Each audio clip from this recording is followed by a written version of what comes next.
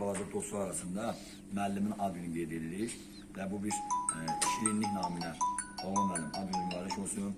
Düzdür, bizim hədiyyəmiz böyük olacaq inşallah. Bu şirin tortumuz sizin adınıza həsr olunub. Ad gününüz mübarək olsun. Çok sağ olun.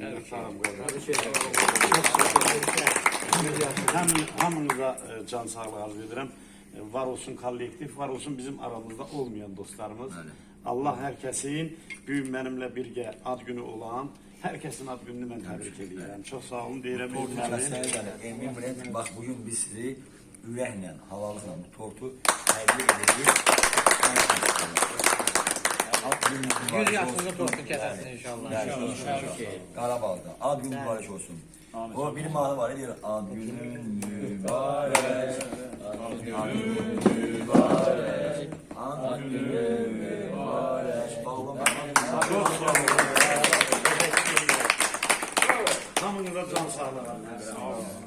Dost tanışlarımın en güzel payı, ulduzu, güneşi hemdeki ayı. Hoş geçsin her günü, hoş geçsin ayı. Ad günün mübarek olsun. Böyük olmusan en güzel yaşa. Yaşa bu hayatta seni 100 yaşa. Bütün arzuların koy satsın başa.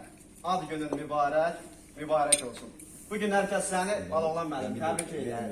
Hoş günler, hoş sağlar seni gözler. Şair ezamında kalbim söyler. Ad günün mübarek olsun. Tebrik eder. Güzel. Ay bugün sen hoş günündü, ad günündü. Elimizde toy düğündü, toy düğündü. Bugün senin hoş günündü, ad günündü. Elimizde toy düğündü, toy düğündü.